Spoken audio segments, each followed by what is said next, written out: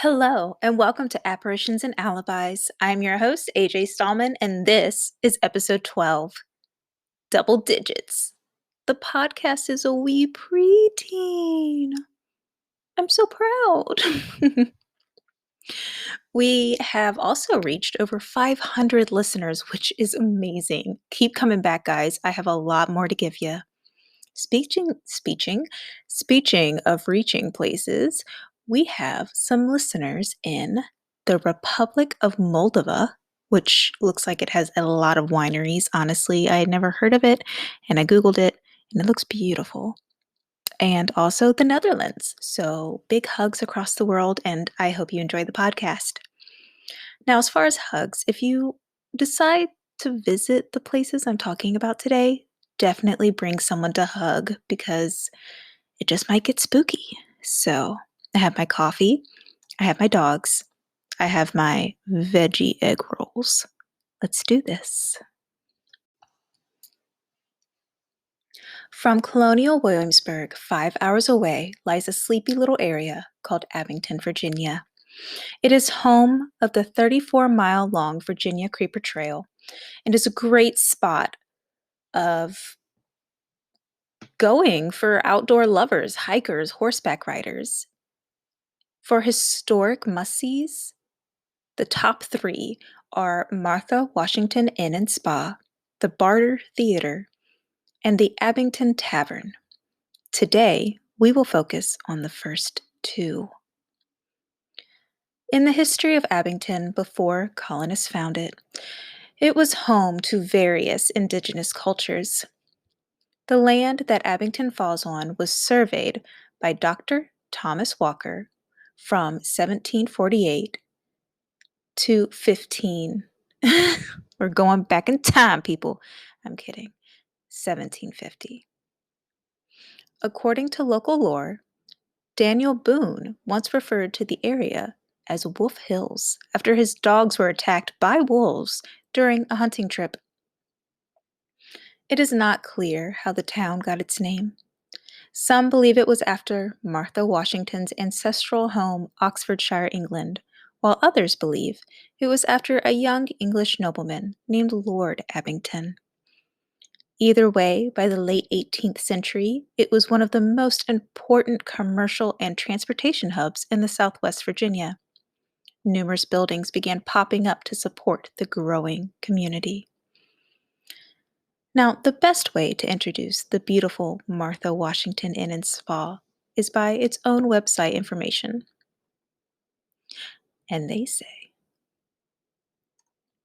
in Abington, Virginia, the Martha Washington Inn and Spa began life as a retirement home for General Robert Preston following his successes in the War of 1812. It was built in 1832 as a private residence for General Francis Preston and Sarah Buchanan Preston and their 9 children. So many kids, no thank you. Much of the architectural integrity of the historic landmark has been preserved for over a century and a half. The original brick residence makes up the lobby area. The grand stairway and parlors look exactly as they did in the 19th century. In the Edith Wilcon parlor, there stands an elaborate Dutch Baroque grandfather clock that is over 8 feet tall that was actually shipped from England by one of the Preston's daughters. One built 150 years ago, it cost $15,000.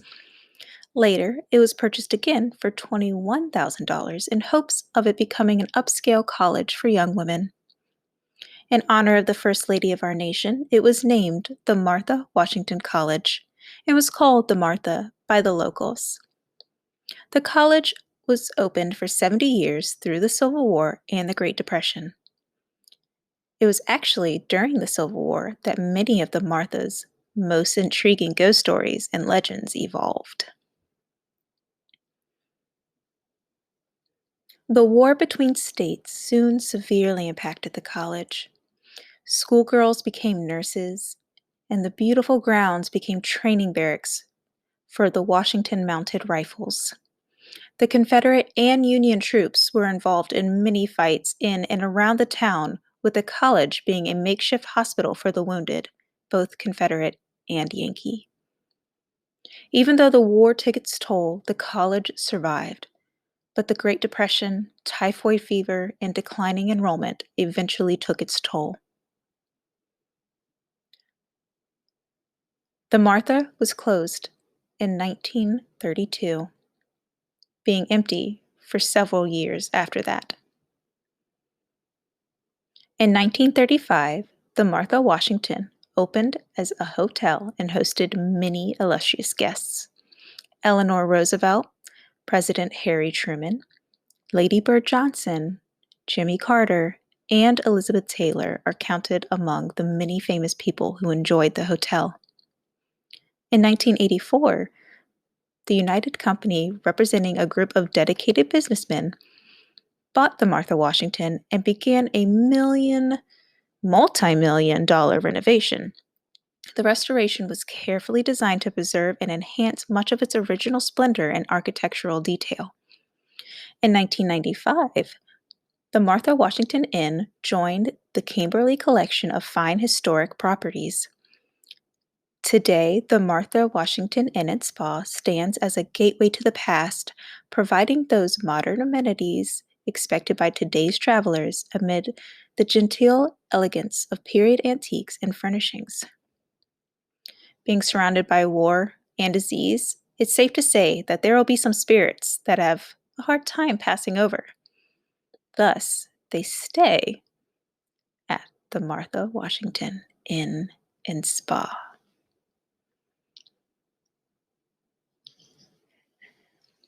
There are many who believe that this inn and spa is one of the most haunted places in Virginia. There are apparitions. I can't even say the word to my own podcast. Apparitions that make their way down the stairs of the lobby, but only the legs appear. Nothing else. There is a phantom horse in the southern region of the land. It is said that Confederate soldiers attacked Union soldiers that were on their way to Abington in 1864. A Union soldier was struck by a bullet in the head and was rushed to the inn in order to be treated. His horse was left tied to a tree in the south lawn. Around midnight, the soldier passed away from his wounds. The horse was said to stay alert all night, waiting for its owner. But when it became morning, the horse was gone. There are many claims of seeing the horse move around in the area, but when people go to investigate, the horse vanishes. A young lady that had attended the college was said to fall in love. Of course, you can't have a good haunted place without a good haunted heartbreak. The man she loved was a Confederate soldier that had a very dangerous position in the military. He was responsible for informing General Robert E. Lee where the Union Army was stationed at. Before he set out on a new mission, he went to see his girlfriend to bid his final farewell. He used secret tunnels and stairs to gain entrance into the building, which was the college at the time, to see his love. Unfortunately, he was followed, immediately located, and shot dead by 2 Union soldiers right at his lover's feet. The bloodstain that resulted from his death still appears today, no matter the efforts to clean it or cover it. Another spirit enjoys leaving a mess to clean as well. The ghost of a wounded soldier has been witnessed wobbling through the halls, aided by a crutch, leaving a trail of mud behind him. Bly Manor, is that you? Oh, and of course, don't forget to visit the spooky spot all haunted places have, the basement. It is said that in history at some point, the basement held slaves hostage. Well, humans held slaves hostage in the basement. You know what I meant. It also has been reported that when the slave passed away, their remains would be placed in the walls of the basement. Today, visitors claim the spirits of the poor souls still reside down there.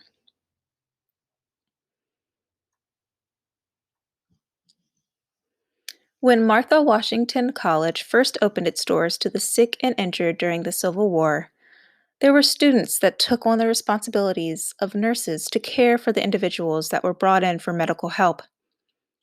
One girl's name was Beth. Now, Beth was a beauty.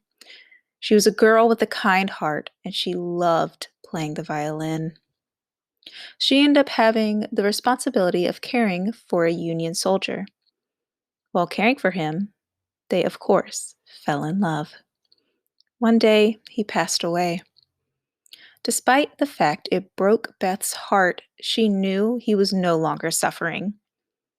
Just 3 weeks after his death, Beth passed away too.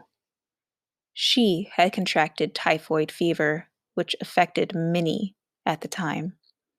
It is said that you can hear her violin music she plays, and that Beth's apparition has been spotted many times around room 403 in the building. Now, if you decide to visit and hear the violin playing for yourself, make sure to ask the locals about the spirit in the tunnel. The spirit that seems to be very angry. Once the structure was connected to a theater called the Barter Theater through means of a tunnel. Those who used to walk the tunnel back and forth between the two buildings have claimed to feel an evil presence. The spirit that is in the tunnel has been described as ominous and malevolent. No one knows the identity of the spirit. However, it is rumored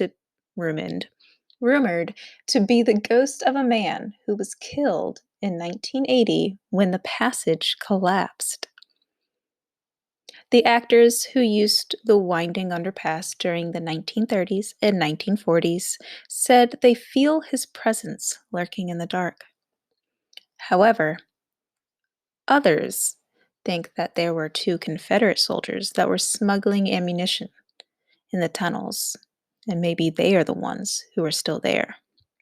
All I'm saying is, why hasn't anyone taken like a little voice box or whatever it is and just gone and asked? It's been like, hey, you seem upset. Who are you? You know?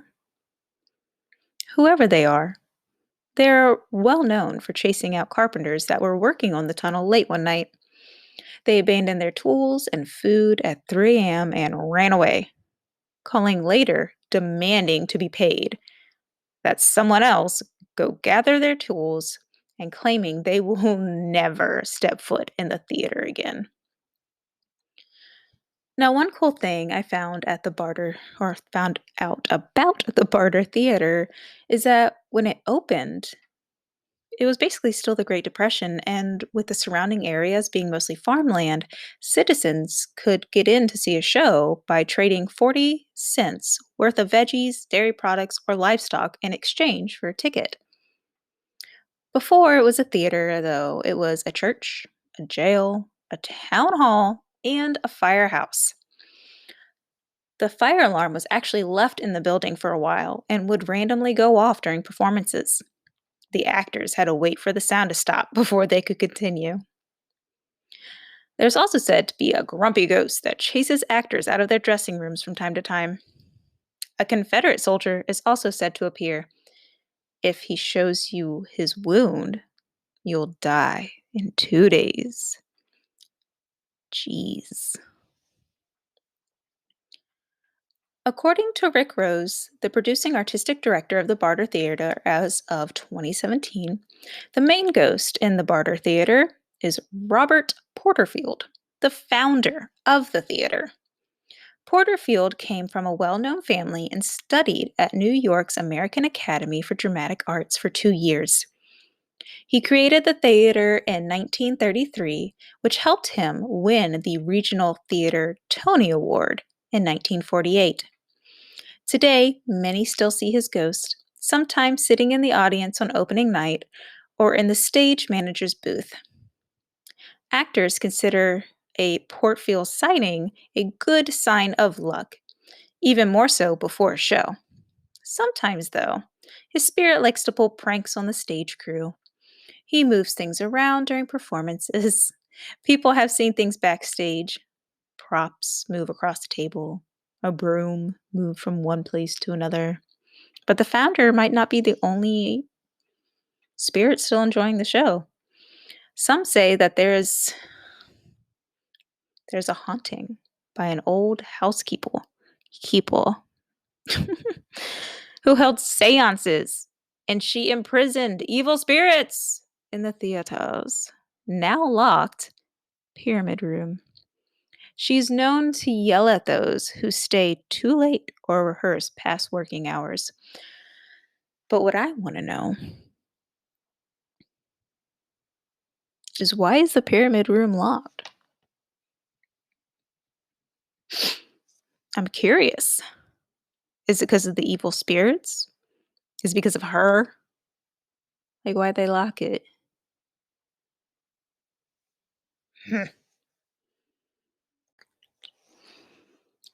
The following are real personal experiences from the Martha Washington Inn and Spa.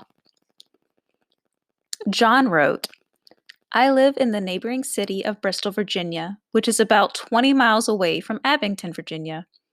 25 years ago, my mother had taken my brother, her sister, and myself there for Sunday brunch since my aunt was visiting from out of town.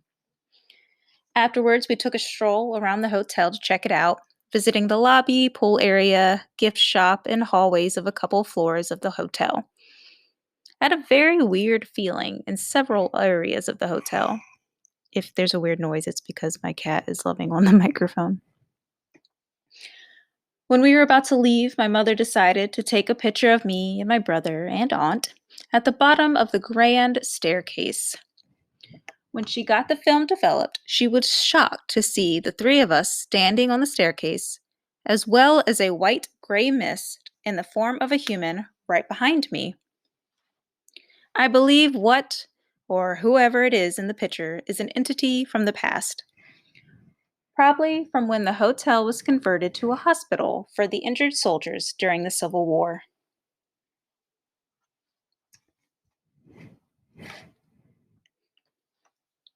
Next, Carol wrote, I stayed there and strange things did happen. The computer would suddenly unplug itself. I thought at first that I might have done it, but after the third time, I realized it wasn't me. I also felt like something was stroking my hair. My friend in the next bed said something kept pulling the covers across her. Towels in the bathroom kept repositioning themselves on the rack. A Coke can moved across the table on its own. And I went out on the veranda to smoke and heard snoring from another room, but we were supposed to be the only people on that floor. Zoe's experience is as followed. I stayed here with my parents and two friends. My friends and I stayed in one room, down from the haunted room. We didn't know it was the haunted room at the time, or I would have traded the rooms. Later on that night, all three of us woke up to a violin playing beautifully, but loudly.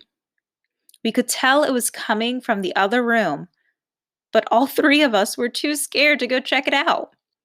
We told a lady that worked there about it the next day. She told us the story of the nurse who played for her patient until he passed away. The woman also stated we weren't the first ones to complain about it. And finally, Rachel wrote, this place is so haunted. Often guests will report sounds or sights which perfectly fit with the stories and legends of the place. Nearly everyone who reports an incident have no prior knowledge of the tales.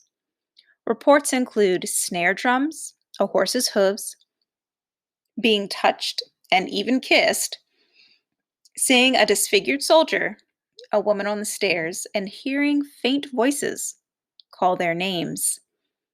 Also, one of the finest ghost photos I have ever seen was taken here in 2011. And that is the glorious historic haunting of the Martha Washington Inn and Spa, as well as the Barter Theater. I love the idea of the founder of the theater still hanging out and watching their shows. That's so sweet. Oh, and the Phantom Horse, amazing. I do what I wonder what happened to the horse when it was alive though. They said it just disappeared. I wonder if another soldier, whether they were Union or Confederate, went ahead and just took the horse. And that's why the horse comes back. He's waiting for his owner. It's so sad and heartbreaking. I know that there were many human deaths, and two of our stories involved being in love, but animals, so pure. As always, I hope you enjoyed today's episode, and I hope you have a wonderful night, day, afternoon, whatever it is, wherever you are. Please make sure to follow us on Instagram, as well as rate us and review us on Apple Podcasts. It really does help, and of course, it means a lot to me. Thank you all so much, and I will talk at you later. Bye.